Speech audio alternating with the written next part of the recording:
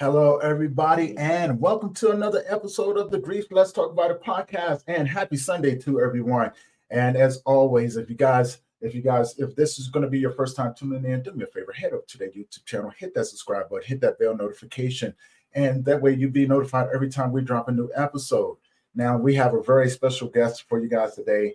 And now, before we get started, I would like to remind you that this is for educational purposes only. Now, without further ado, I'm going to bring up my guests. You guys, if you have any questions or comments, please put them in the comment section. We'd be happy to answer them as we go along. Now, without further ado, I'm bringing on my guests. You guys, please welcome Nanci Lamborn to the Grief Let's Talk About It podcast. Nanci, how are you doing today? Hey, I'm great. How are you? This is so fun.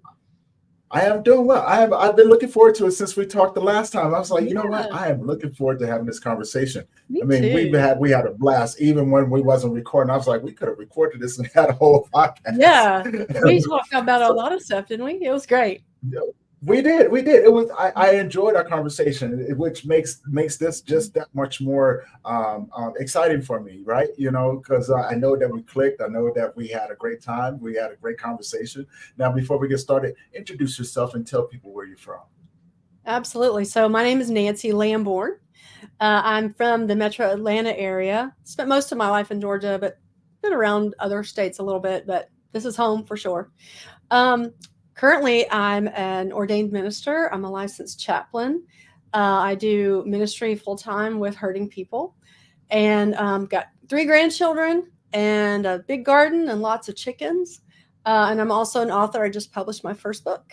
So it's such a good honor to be here. Oh, no, go ahead. Right. Tell people about your book. Absolutely. So it's called, here's the book itself. It's called Angry Daughter, The Journey from Hatred to Love. And it's part memoir, part self-help, part personal growth.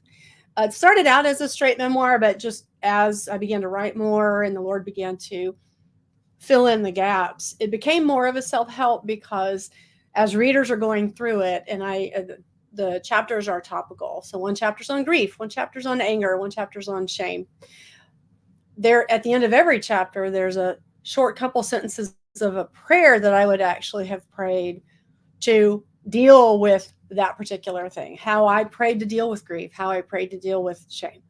And so that's been some of the biggest feedback that I've received from this book is as people are reading, they're thinking, oh my goodness, I have all this unresolved stuff with my dad or my mom or my uncle or my brother. And so now they've got something in their hands that they can actually do something with that stuff that they've buried. Okay. Now, I guess my question would be, what led you into writing the book? I had never planned to write this story. It's very interesting. I sat down to write something completely different.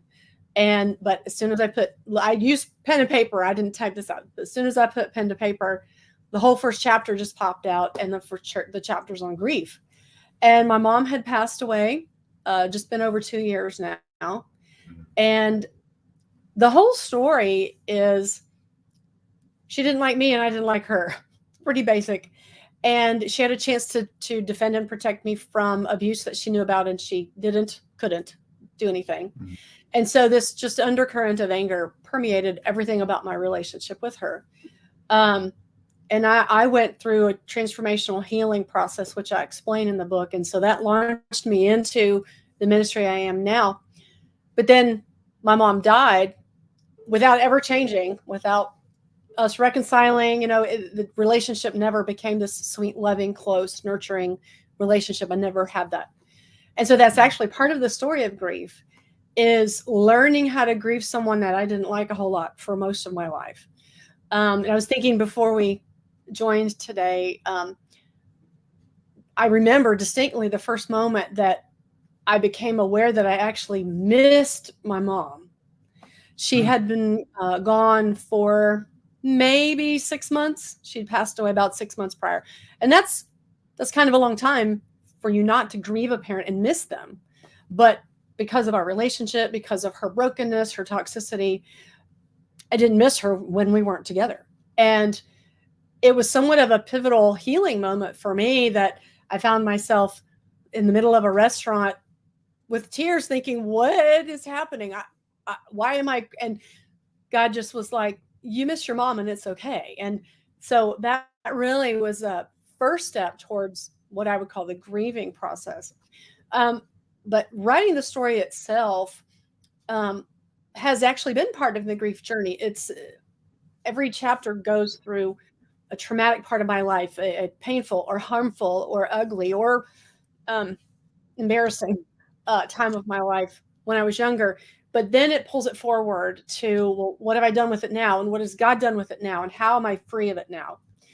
And so that taking this was ugly, made it pretty, this was painful, now it's healed. That process of writing this all down was very, very cathartic. It was very therapeutic. I wept a lot, even in the rewrites, writing it. We rewrite a lot when we're going through writing a book that's going to be read by others. But even in the sixth or seventh rewrite, I'm still in a healthy way able to process the emotions and the tears that need to come out as part of healthy grieving. But it's funny, a friend who was with me at the book launch, she said the book is actually a love letter to my mom. And it is. It's there's a lot of dark and ugly and traumatic and inappropriate. There's a lot of that, but it's been redeemed. And it's not a story of revenge or I'm going to make you pay for what you did by telling the world. It's not that. It's about how I've redeemed from it and how I've healed from it and how beautiful that made the very last season of our lives together. And that's really the story. Is getting free allowed me to be able to honor her in her dying moments. And had I not been free of that, her dying moments would have been very, very different. And see, wow, man, because I just got done. Well, not really. I think we talked about this. I do panel discussions, and we talked about how do you grieve someone that wasn't the best to you, right? Although it was worded a little bit different, I want to be mindful of my speech because we don't want to get banned. Absolutely. But yeah, it was raw. It was definitely raw to hear how we all had someone in our life, like you said, that we didn't like. It was either a family member or a friend or a family, but they were part of our lives. And we just, from the things that they've done to us, we were just like, you know what? I really don't care if you die. But then there was another side to it, right? There was another side to it, to where we were, we actually grieved them. Yes. If they were already gone, right? And I thought that was really interesting. And to hear you say, those words, you didn't like your mom and she didn't like you. Yeah. My question would be, how did that come about, right? How did it come about? I mean, because normally it would be, the daughters would have a great relationship with the mom, right? Because you guys are normally splitting images. And, we as boys, we're the ones that give everybody a hard time because, we boys, that's what we're supposed to do, right? Yep. So yeah, how did that come about? It's a great question. So these are pieces of knowledge that I have now as an adult in my 50s that I did not have as a child. I now understand that my mother was stuck at the age of 15 because her dad dropped dead from a heart attack when she was 15. He was her world. She was the middle of 7. She was labeled the black sheep before she was even 10 years old. Harsh, controlling, angry mother of her own. And through my own healing journey and releasing it, God revealed to me she's actually stuck there. And when I got that revelation, everything kind of fell into the place. 15-year-olds don't want to have little babies at home, changing diapers and doing laundry and making dinner every night and having to pay bills. They want to go play and have fun, and they're dramatic and they're petty and they like to watch drama. And so with the behaviors of a typical 15-year-old female, that's actually what my mother was my entire life. So it now makes total sense. She was not a content mother. She didn't seem to relish this whole mothering, nurturing, like that was not there. We were in the way. We annoyed her. She was happiest when she was completely alone. And so, children don't ever think their parents are doing anything wrong. We believe that there's something wrong with us when there's trauma or neglect or what have you. And so there was also a little bit of jealousy, I believe. She didn't love herself very well. And I believe she had some jealousy of her daughters over our capacity or friends or what have you. We were also a very, very religious, fundamental family. So there was all this, got to look good, got to perform good, be paraded on Sunday because we're leaders in the church. And, you add that element of it, and it's just very like, you're going to zip it up and button it up. And don't you dare tell people about our private lives. And we're going to shove it under the rug and pretend like it's not happening. And, basically shutting down the voices of the children in the home that are going, hello, I'm being harmed, I'm being neglected. Oh no, we don't talk about that because we are fine. She actually hits a whole chapter. We be fine. It was a phrase that my mom used for decades when no one was fine. Okay. But just recognizing that she felt stuck as a wife and a mother and having to work when she just wanted to be a 15-year-old and go play and relax and do things that she wanted to do. And so it caused a lot of tension. And it made us as kids just feel like, she doesn't want us around. And she really didn't. That makes a lot of sense. I want to say hello to everybody on Instagram that have tuned in. Lakaya, Lewis, everyone. Thank you guys for tuning in. And if you guys have any questions or comments, please put them in the comment section. We'll get to them as we go along. And thank you guys. Thank you guys for your support and tuning in as well. And everybody on Facebook, YouTube, thank you guys as well for tuning in. If you guys have any questions or comments, please again put those in the comment section. And if you guys don't know already or haven't already looked at the description, we got a colleague, Nanci Lamborn, the author of The Angry Daughter, and she's telling her story today. And it's really, really fascinating because I think we all have that one family member in our lives. And so she's telling it from the things that she's gone through, and hopefully guys you can relate to it. So I definitely back to what you were saying, I find that it's very common with a lot of adults, right? Not just women, but a lot of parents. I think when they do have children, they sacrifice so much of their life to give to us. Although, and I think a part of that, I think some of that it can be very resentful. So they often wait for us to leave home so they can go back and live the life, not understanding, hey, you've just now reached the age of maybe you shouldn't go out there and do that. You're going to break a hip or something, type thing. But right? Because a lot of times, and I think this goes back into generational upbringing, right? So when I do meet someone and they do have the mind frame of a younger child, I often will ask, hey, let me meet your family, let me meet your friends. Basically what I'm doing, I'm looking at the father, and I'm looking at the mother, I'm looking at the siblings, right? Are they carrying on the same traits as you? But also, if you're acting this way, that has to come from somewhere. So I'm looking at the mom or the dad, because okay, it helps me understand of how to have a conversation and everything. And I think a lot of times people go undiagnosed when it comes down to autism or mental health disorders and things like that. And that can be trickled down to children as well, Oh, yes. making you feel as if you don't want to be there, right? That they don't want you. And it's kind of hard for me to think of it that way. But I know that it's true. And the only reason why I think that it's hard for me to think of it that way is because when I had my son, I knew how much I wanted to be a part of his life. Now, in the same sense, I had two girls. And as much as I wanted them in my life would not permit it to be that way.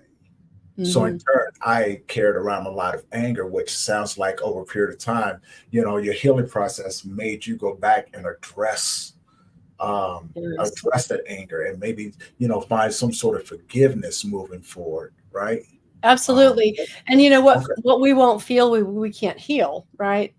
And Right, right. anger became my identity, and I wouldn't have labeled it that.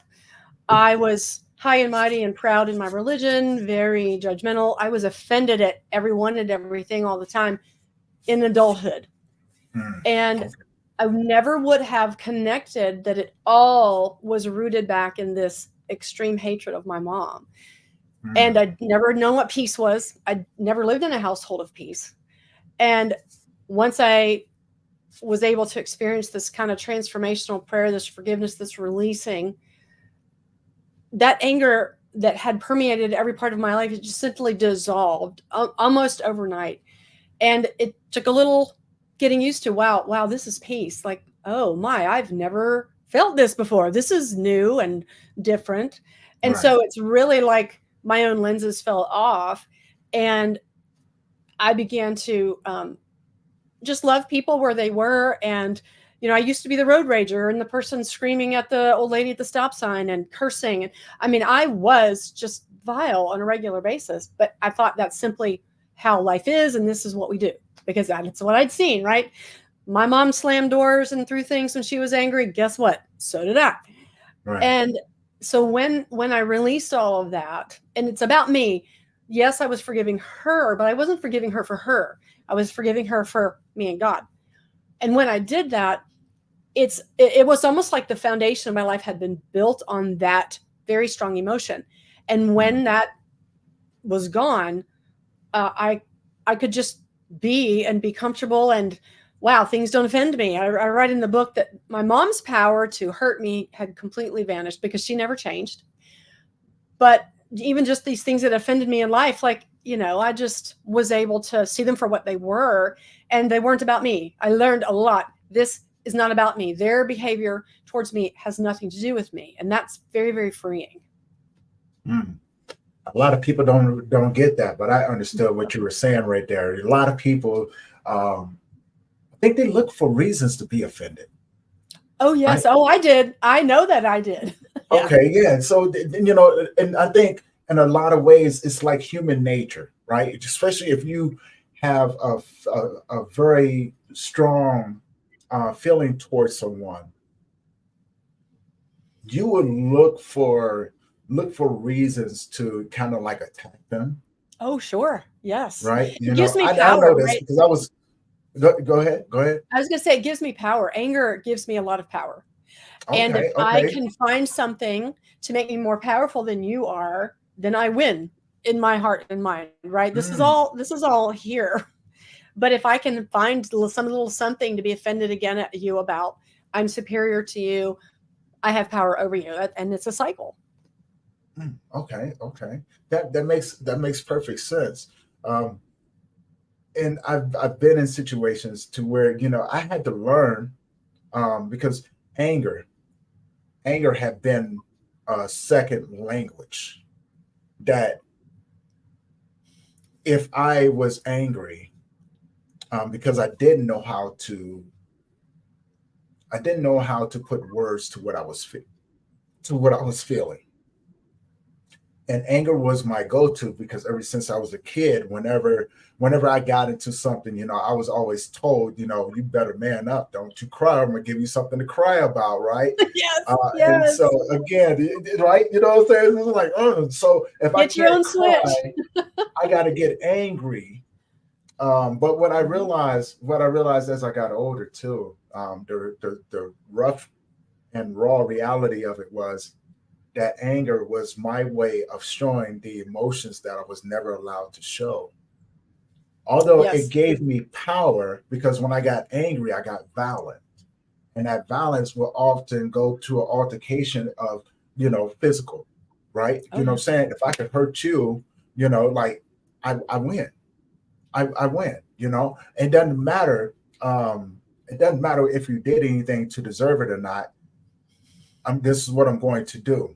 So again, a lot of forgiveness came once I realized what it actually was.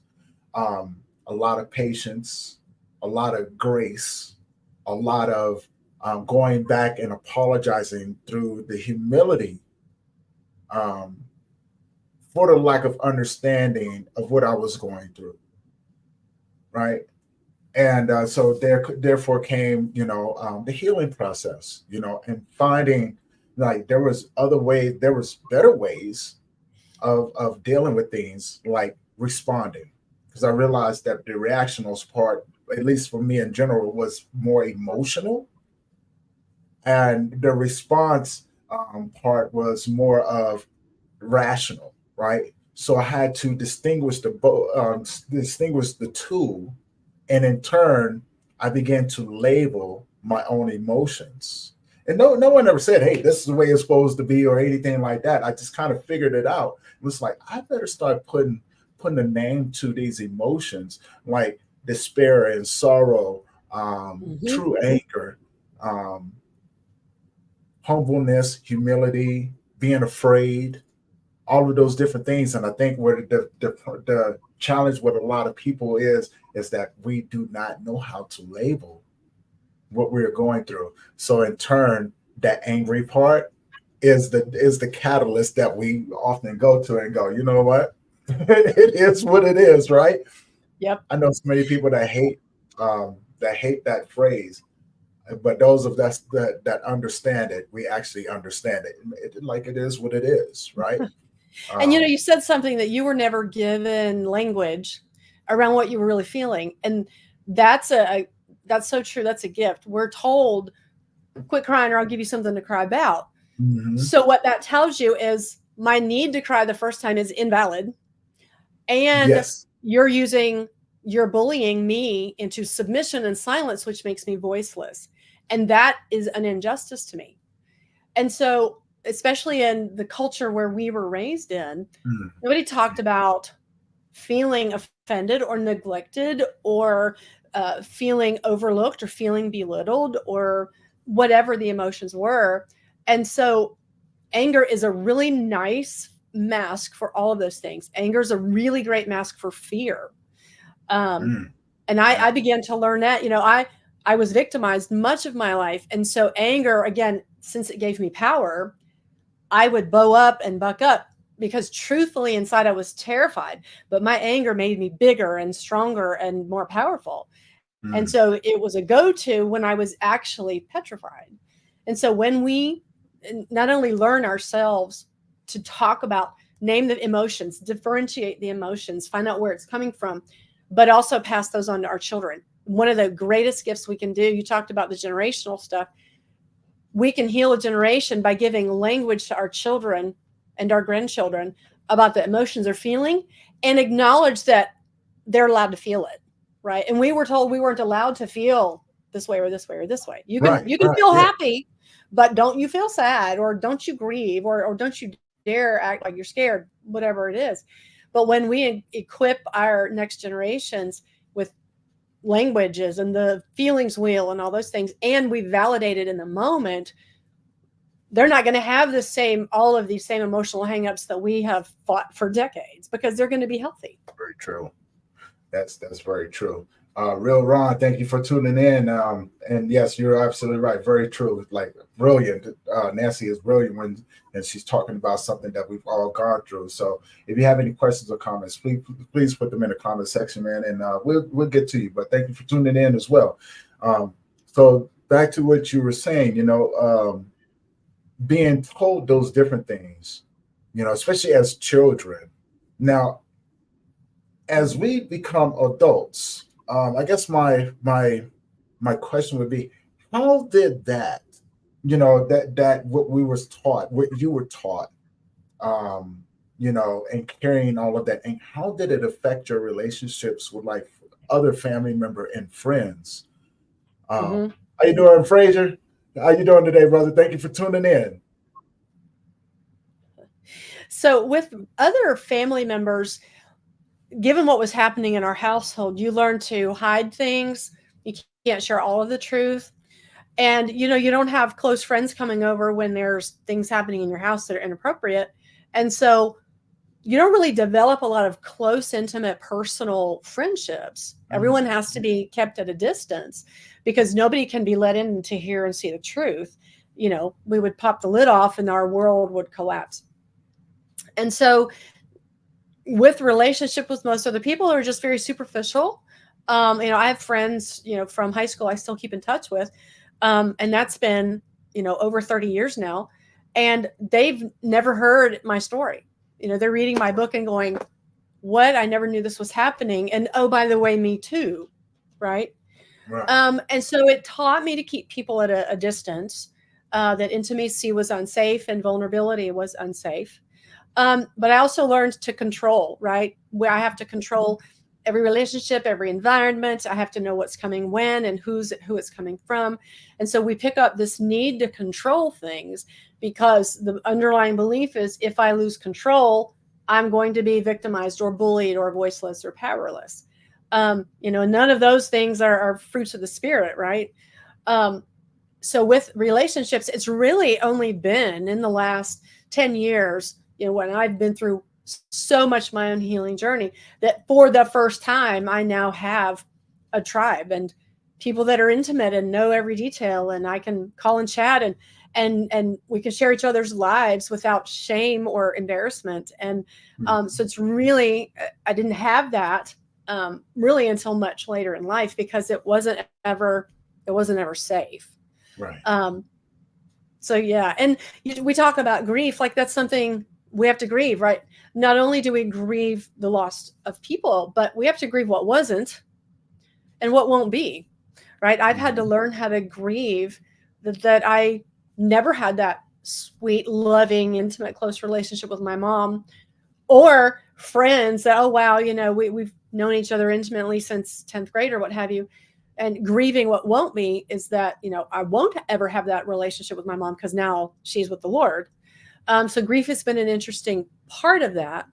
But learning how to be free and vulnerable with other people who are on the same healing journey, who have dealt with their baggage, so that we can just be ourselves and talk about this emotion and that emotion and not feel shame, not feel judged. But we're all on the same healing journey. So that's been a really beautiful byproduct of putting myself, for the Lord pushing me through this healing journey, is that like, I'm a fairly healthy friend today and I'm picking healthy friends, and that's really good.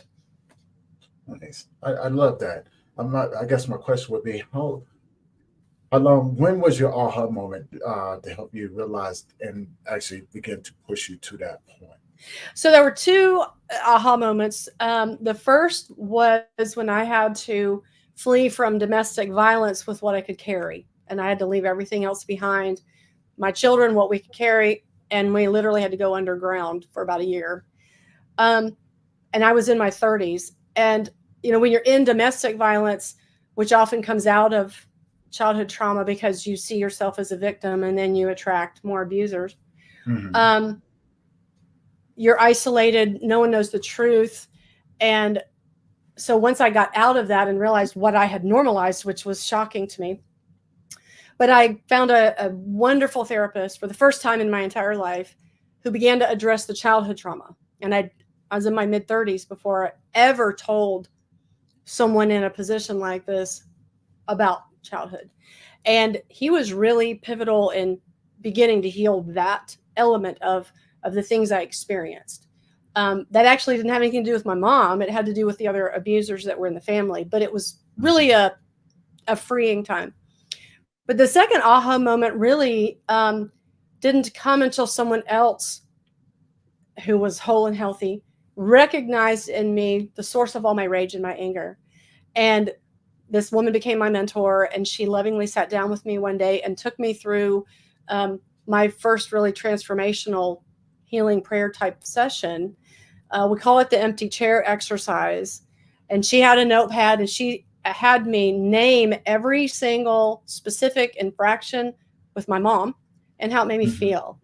She forgot me this day and it made me feel this way. She said this to me and it made me feel such shame. She did this to me and I felt so dishonored.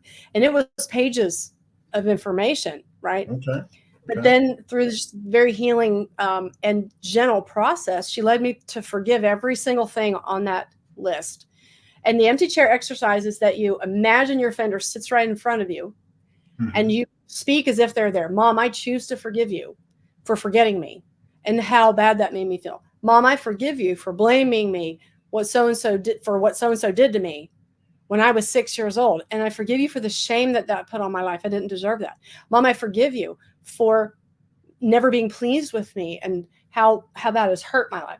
And you're naming all of this. It's very emotional. It's very powerful. You're digging up all of these, baggage, things that you have locked away for decades. And you're saying, like, this is how it made me feel. And it was very, very it was pivotal. What I didn't recognize even after that moment was done was just how much work I had done, because 2 days after that time with my mentor, I went to visit my mom, kind of with an obligatory every couple of week visit. And when I saw her in her house with my two eyes, I was like, wow, something significant has happened here, because all of the irritation and the bitterness and the resentment that I'd always felt walking in her home was completely gone. I was stunned at how peaceful I felt walking into this. And remember, she didn't change, right? She was still dramatic and petty and complained and needy and all that. But there was a supernatural shift in my perspective of her, and her capacity for any of that to wound me was just gone. It was completely gone. And so I went back to my mentor. I'm like, I don't know what that was, but I want it all. Whatever that is, that freedom that I'm facing, I want all of that. And so that was really the biggest pivotal moment in my life. And my mentor had this beautiful library of teachings and tools and trainings that she had amassed over there. And she just gave me access to all of it. And I dove deep, and I went through all kinds of just amazing forgiveness and releasing and renouncing and laying down and forgiving myself and figure out the lies I've picked up and getting truth. And so that was really the biggest aha moment for me. And it is now what has led me to my life's work, which is to do what my mentor did for me, which I sit with people one-on-one and I walk them through all of the pain and the trauma and the garbage and the woundings and the hurt, and usher them through what my mentor ushered me through to help set them free. And I've been doing that for over 7 years now. Okay, I love that. And we also have a question from Real Ron over here. And it's a great segue from what you was just saying. He asked if we can touch on moving forward without guilt. Oh, thank you. So part of guilt is an assumption that I am responsible and that I made decisions with all the knowledge. And first of all, guilt is not a fruit of the Spirit of God. Okay. There's no guilt in heaven.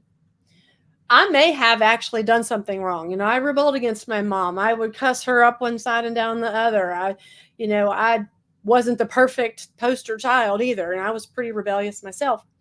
And so this concept of guilt is very different than the concept of conviction. Guilt keeps my head hung in shame and looking inward going, look at me, I'm a piece of garbage. Look what I did. I'm so terrible. Mm-hmm. Conviction is the recognition, wow, I messed up big, but I'm going to release this to God. I can move forward out of this. It isn't my identity. One of the most powerful things with guilt is to use that empty chair exercise, but you imagine a mirror in that chair and you're speaking to yourself and you're saying your own name. And my name is Nanci. Nanci, I choose to forgive you for being so rebellious. I forgive you for all the people you slept with. I forgive you for this crime you committed and these words you said and this, how you betrayed this person. And releasing my right to judge myself is very freeing, because some people, it's super easy to forgive what other people did, but I hold condemnation and guilt over myself. But I have the right to the very same release that I can give to other people. And this whole, we can swing the pendulum too far that, I can begin to worship myself and think that I'm flawless and that I can't do any wrong. We don't want to go to that level, but I have to come to recognition that I'm made in God's image. God planned for me. He has a plan for my life. His plan for me wasn't to go through all of that stuff. His plan is to love me and to prosper me and to give me a hope and a future. And when I can receive the love God has for me, despite everything I've ever done, then I can begin to learn to love myself. I hated myself for many years, a lot of self-hatred, which is pretty common when we're victimized as children. And when I'm going back to like, no, I actually didn't deserve that. Like, no, it actually wasn't my fault. And I can begin to recognize, I responded in rebellion and dishonor of them out of what it was that I was experiencing. I can begin to understand where my own emotions were coming from. It becomes, and I can understand what we call the inner child. I can understand my 12-year-old self, and why they made those decisions to walk in forgiveness. And there's an exercise that's super powerful where I can actually see myself, picture my own 6th grade photo, right? I'm about 12 in the 6th grade. And I can like talk to that inner child part, like, all right, 6th grade Nanci, like, what do you need? What did you need that you didn't get? And then I can take that to God, and I can forgive that 6th grade part of me for what they did. And I'm all about truth declarations, right? I'm not talking about I'm going to manifest the Cadillac because I need the Cadillac. I'm talking about declarations of my identity and who God says that I am. And so I'm going to declare, like, I am made in the image of God. I am, a child of God. I'm the apple of God's eye. I am put here for this time for a purpose. Yes, I have done mistakes. I'm not going to deny the things, but those are not my identity, right? There's been great things about Alcoholics Anonymous, but for someone who's been free of alcohol for 20 years to stand up every week after week and still say, I'm so-and-so and I'm an alcoholic, like, that isn't your identity. It was your identity. But now I am clean, and I am pursuing health, and I am, I'm smart, and I'm talented, whatever that I know that my internal giftings are.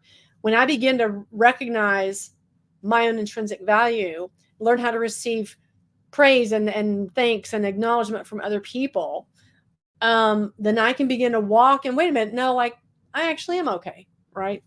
And so I bless you who asked about the guilt, just with this recognition that, you're fully forgiven for anything, right? The Bible says there's nothing unforgivable besides blasphemy. We don't even know in our culture what blasphemy is. And that when I can learn to forgive myself the way God forgives me, I don't have to carry it anymore. And if you picture it like a really heavy cloak that just has all this weight on it, and like, someone has stenciled the word guilty across the back of the cloak, you're wearing it, and I'm wearing it all around my life, I can make the decision to actually throw that off and say, I'm not going to carry this cloak anymore. I'm going to carry a cloak of purpose and identity. And that's super powerful. That is very, very powerful. And as you were talking, I started thinking to myself, like, what was the hardest point in my healing journey that I remember? And you touched on a few things, going back to where it first started, understanding, like you said, the child, the inner child, the one that needed you the most, but you didn't know.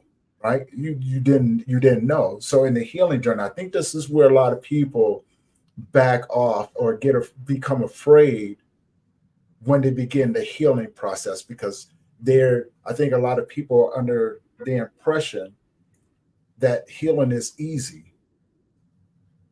And I often correct them and say, healing will hurt you more than the actual loss. It actually can, because you're feeling things that you were forced to not feel when it happened. Right. Yeah. And that does prevent a lot of people from pursuing it because, well, I don't want to feel that pain again. But remember, we cannot heal what we will not feel. Yes, and you said it. It's not that I have to wallow in it for years. I don't. Once I'm willing to rip the Band-Aid off, and it's like, a kid breaks their leg, and sometimes the correction can be more painful than the original break. But in the long run, my leg is stronger and the pain fades, but now my new strength is regained. So we have to look at that from a heart perspective as well. Nice. I love that. I think you answered that. And you're very welcome, Ron. Hopefully that answered your question that you had going over, that you had asked. Now, when you who did you become, and what sort of impact did the book have on you as you began to put everything in? Because you said you had to go back in and revise some things like that. So to me, that's a journey and are starting to grow, right? You know what I'm saying? You getting rid of a lot of the things that you thought that you needed, and you put yourself in a position to not only get rid of those things, but to fill your life with other things, like a new safety net, right? Because we sometimes can get wrapped up into, I need to hold on to this because this is what has kept me safe. Survival, right? That's our means of survival. So, how did the book change you? Good question. In becoming, Yeah, and the yeah, survival thing, it's familiar, right? We navigate and gravitate towards what's familiar, even yeah, if what is familiar is abusive or painful or wrong. Just mm, we're wired as humans to gravitate to what's familiar. And so through the writing it all down, I think what it's helped me develop into is just this awareness of how many other people have the same story that I have newfound compassion for. I hear this, in the work I do, I hear these stories every day that their mom was just like mine, or their dad was just like mine, or what have you. mm-hmm, And so now I kind of feel, hey, I have this something I can give you to help you, to show you how I got through it. It's like, here's the map I drew to walk through the swamp with the snakes and the pits. And so if you want to take this for your walk through the swamp with the snakes and the pits, like, you can find your own healing at the end of it as well. So it's really, as I've heard stories back from people about how much it has impacted them and freed them, like, I'm all right, like, mission accomplished, mm-hmm, because I never thought it would impact this many people, first of all. And that it would, even though there's ugly parts to it, like, the overarching message is beautiful and redemptive and sweet, right? We can tell the story of grief with a lot of revenge and anger and bitterness, and I'm getting my revenge by spreading the dirty laundry, and there are plenty of memoirs out there that do that. yeah, But when people can see, like, somebody else who's gone through the same landmines and pits and snakes that they have personally experienced, and now see, oh wow, like, she can walk in peace, and anger isn't still part of her life anymore, and she's not throwing things and cursing and slamming doors, that it's kind of become this beacon of hope for other people that I really never thought could be there. So it's been pretty powerful, and I've loved how people, it can apply to whether it's my mom, my dad, my sister, my uncle, my coworker, my boss, whatever. It's all, it all comes down to the same types of emotions that are applicable across multiple relationships. okay. Now that makes absolutely sense, a lot of sense, right? Because I think we do, once we get on our healing journey, and we understand what our role is in life moving forward, right?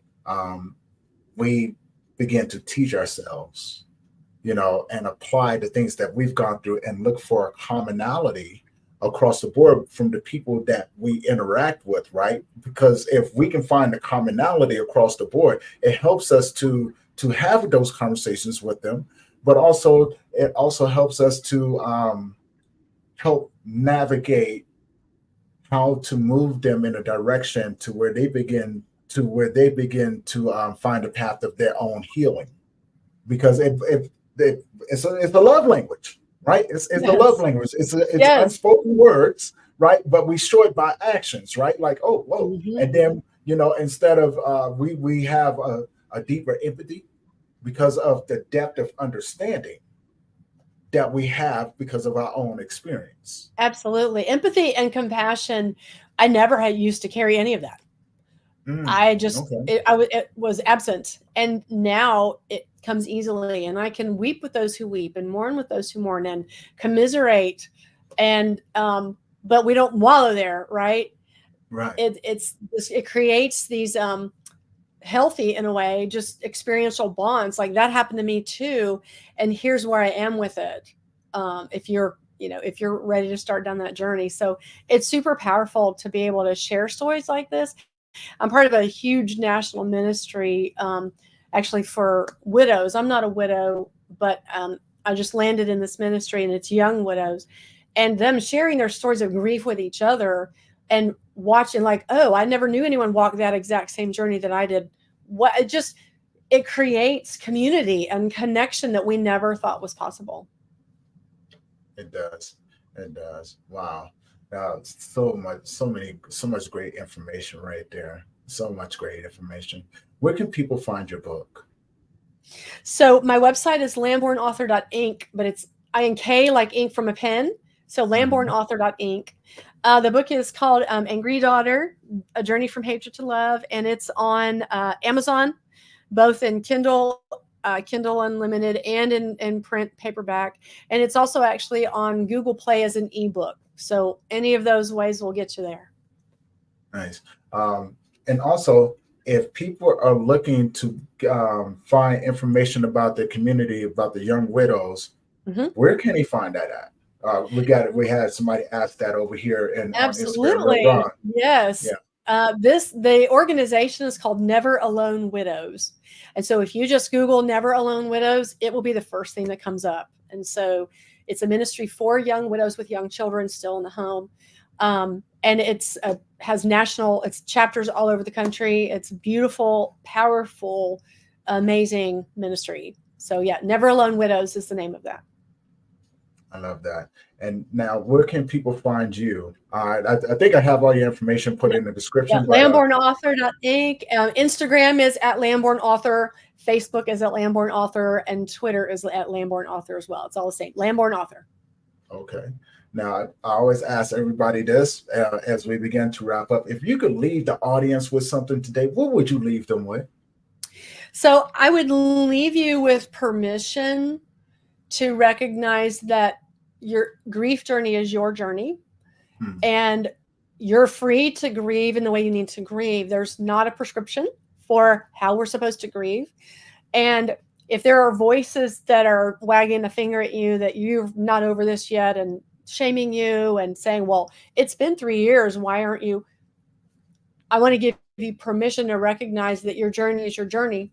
But I also want you to recognize that we want forward progress, even if it's baby steps, whether it's taking a baby step to forgive one little thing. Some people are like, well, I can't ever forgive what was done.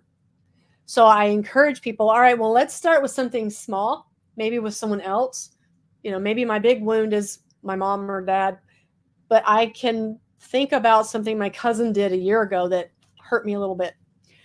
When I can process forgiveness of that, through this empty chair exercise, pretending they're in front of me, naming my emotions and choosing to let it go, and then see how that feels. Like, oh, this is kind of feel uncomfortable. Like I went to the family reunion and I didn't feel like I wanted to hit her, like I'm seeing the fruit of that.